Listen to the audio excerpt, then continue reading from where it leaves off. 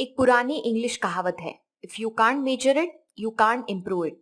इसका मतलब क्या हुआ? अगर आप किसी चीज को माप नहीं सकते, उसे मेजर नहीं कर सकते, तो आप जो कर रहे हो उसमें बेहतर कर रहे हो या गलत कर रहे हो, ये कैसे समझेगा?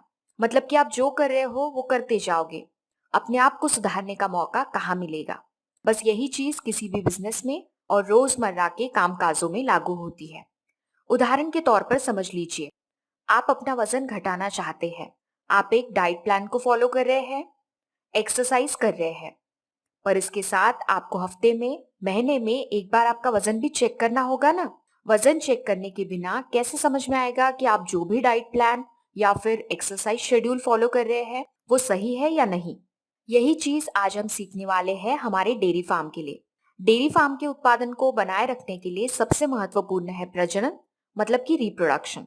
प्रजनन से संबंधित चीजों को अगर आप मापेंगे नहीं, जांचेंगे नहीं, उस पर नियंत्रण नहीं लाएंगे, तो आपको कैसा पता चलेगा कि आप जो भी कर रहे हैं, जो भी डिसीजन ले रहे हैं, वो सही है या गलत है? आप अगर एक जागरूक पशुपालक है तो ये सभी प्रोसेस इंडिकेटर्स आपको महीने में एक बार चेक करने होंगे। इस वीडियो में कैलकुलेशंस होने की वजह से थोड़ा कॉम्प्लिकेटेड लगेगा। आप बीच में स्किप करेंगे तो समझने में दिक्कत आ सकती है, क्योंकि सभी पैरामीटर्स एक दूसरे से जुड़े हुए हैं। इसीलिए स्किप ना करें, पूरा वीडियो अंत तक देखें।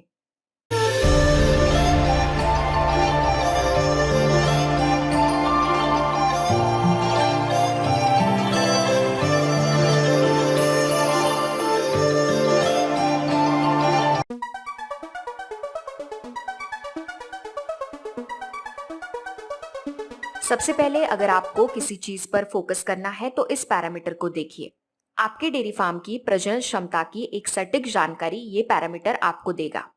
इस पैरामीटर को समझने के लिए आपको एक टेक्निकल टर्म को समझना पड़ेगा, जिसका नाम है लैक्टेशन साइकिल। लैक्टेशन साइकिल कैसे चलती है यहाँ पर देखिए। ब्यान होने के बाद गाय ने दूध देना शुरू कर दिया। दूध की मात्रा धीरे धीरे बढ़ती जा रही है। 2-4 हफ्ते में ये मात्रा ऊंचाई तक पहुंच जाएगी, जिसे पिक प्रोडक्शन कहा जाता है। बाद में इस प्रकार से दूध उत्पादन मेंटेन रहेगा और धीरे धीरे कम होने लगेगा।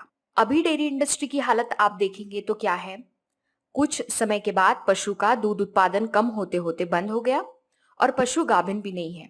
होता है ना ऐसा ही? आपकी डेयरी फार्म में क्या हो रहा है? कृपया हमें कमेंट बॉक्स में बताएं। अगर ऐसा हुआ तो हमारी क्या हालत होगी? पशु गाभिन भी नहीं, दूध उत्पादन भी नहीं, सिर्फ इन्हें खिलाने का खर्चा, और इसकी वजह से डेयरी फार्म लॉस में जाता है। तो इस चीज का कुछ मॉनिटरिंग होना चाहिए ना। बस इसी चीज की मॉनिटरिंग के लिए, इसी चीज की जांच के लिए यह पैरामीटर है। Percentage of herd pregnant by 150 days in milk. सबसे पहले इसका मतलब समझ लीजिए। दूध में 150 दिन होने तक कितनी गाय गाभिन है, मतलब कि ब्यान होने से 150 दिनों तक कितने दुधारू पशु गाभिन हैं। यहाँ पर हमारा लक्ष्य क्या होना चाहिए? 75%, 75%।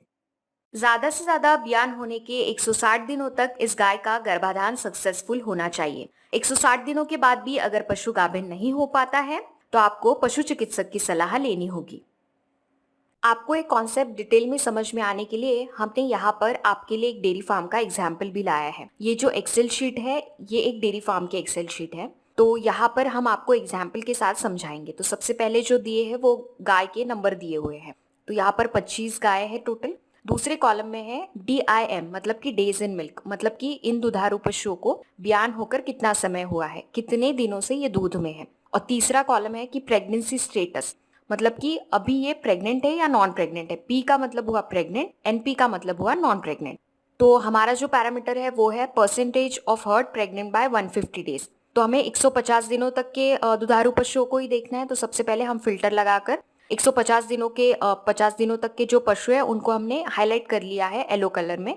तो हमारे पास यहाँ पर ऐसे पशु है 8 पशु।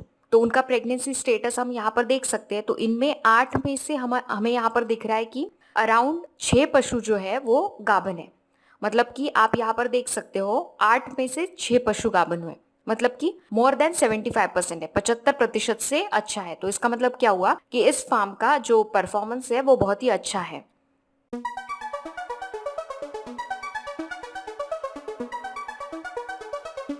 ब्यान होने के बाद गाय गर्मी में आने के लिए जितना समय लगेगा उसे कहा जाता है वॉलेंटरी वेटिंग पीरियड। ब्यान होने के बाद गाय गर्मी में आने के लिए कितने समय तक राह देखे, कितने समय तक प्रतीक्षा करे, इसे कहा जाता है वॉलेंटरी वेटिंग पीरियड। ये होना चाहिए 60 से 75 दिनों तक। मतलब ब्यान होने के 60 से 75वें दिनों तक गाय का गर्मी में आना बहुत जरूरी है। अभी इस पैरामीटर को पहले पैरामीटर से लिंक करेंगे। पहले पैरामीटर के अनुसार 150 दिनों तक गाभिन करना ही है। इतने समय में पशु को सक्सेसफुली कंसीव करने के लिए 60 से 75वें दिनों तक गाय का गर्मी में आना बहुत जरूरी है। हमारे अभी तक 2 लक्ष्य बने हैं। सबसे पहला है कि ब्यान होने के 60 से 75वें दिनों तक गाय का गर्मी में आना बहुत जरूरी है, और दूसरा लक्ष्य है ब्यान होने से 150 दिनों तक पशु सक्सेसफुली कंसीव हो जाए। अभी यहाँ पर हम इन लक्ष्य को एक एक चेक पॉइंट देते हैं।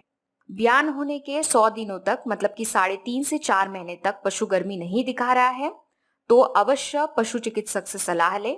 और दूसरा चेक पॉइंट है कि ब्यान होकर 160 दिन हो गए हैं फिर भी गाय की प्रेगनेंसी कंफर्म नहीं हुई है, इस पर भी पशु चिकित्सक से सलाह ले।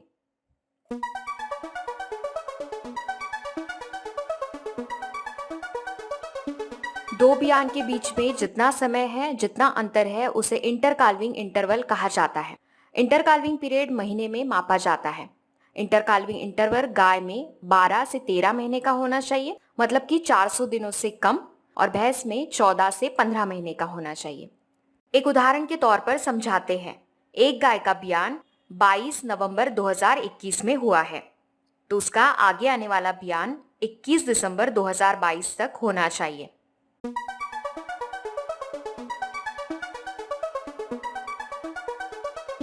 हीट डिटेक्शन रेट, इसका मतलब है कि गाय और भैंस गर्मी में है या नहीं ये पता लगाना। गाय या भैंस गर्मी में है या नहीं ये कैसे पता लगाया जाता है?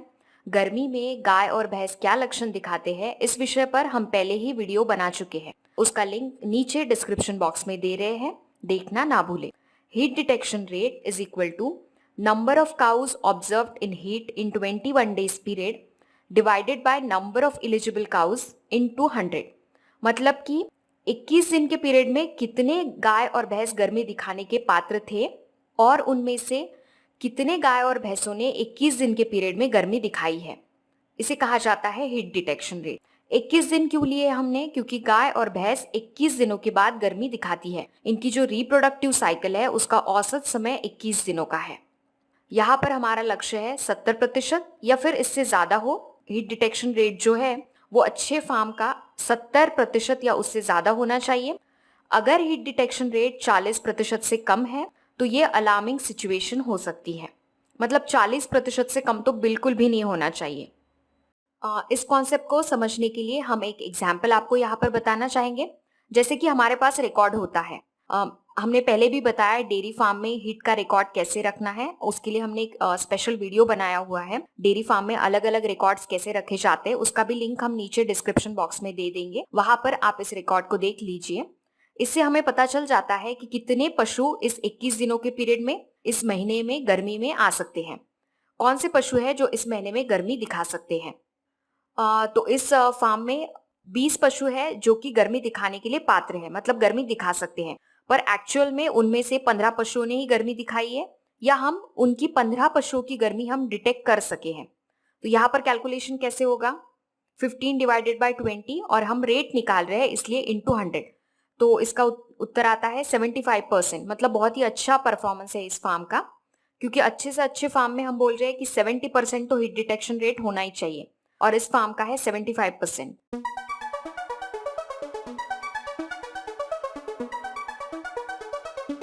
फर्टिलिटी इंडेक्स का मतलब होता है गाय को गाभिन करने के लिए कितनी बार कृत्रिम गर्भाधान करना पड़ा। थियोरेटिकली अगर आप देखेंगे तो गाय में फर्टिलिटी इंडेक्स है 2.5 और हीफर में है 1.8। प्रैक्टिकली ये समझिए कि गाय में फर्टिलिटी इंडेक्स है 3, मतलब कि गाय का अगर 3 से ज्यादा बार कृत्रिम गर्भाधान करना पड़ा तो ये प्रॉब्लमेटिक है। आपको पता है 3 से ज्यादा बार जब हम गाय का कृत्रिम गर्भाधान करते हैं तो उसे रिपीट ब्रीडर कहा जाता है। रिपीट ब्रीडर, इस विषय का भी हमने एक वीडियो बनाया हुआ है, उसका लिंक भी नीचे डिस्क्रिप्शन बॉक्स में दे रहे हैं। हीफर में फर्टिलिटी इंडेक्स है प्रैक्टिकली अगर बोले तो 2, मतलब कि हीफर का 2 से ज्यादा बार कृत्रिम गर्भाधान करना पड़ा तो ये भी प्रॉब्लमेटिक है। और भी कुछ पैरामीटर्स है रिप्रोडक्शन प्रजनन से संबंधित, वो हम आपको अगले वीडियो में बताएंगे क्योंकि एक ही वीडियो में सब पैरामीटर्स बताएंगे तो आपको वो सब चीजें बम्बार्डिंग हो जाएंगी, इसलिए कुछ हमने पार्ट 2 वीडियो के लिए रखे हुए हैं। तो पार्ट 2 वीडियो भी देखना ना भूले, वो भी हम जल्द ही रिलीज करेंगे। हम आशा करते हैं आप सभी को ये विषय समझ में आया है। अगर आपको इस विषय से संबंधित या पशुपालन से संबंधित कुछ भी सवाल है तो हमें कमेंट बॉक्स में जरूर पूछें। ये चैनल वेटरनरी डॉक्टर्स द्वारा चलाया जाता है। हम हर हफ्ते सोमवार रात 8 बजे आते हैं पशुपालन से संबंधित एक नए विषय के साथ। इसीलिए चैनल को सब्सक्राइब करना ना भूलें। आप और आपके पशु स्वस्थ रहे। आपका दिन शुभ हो।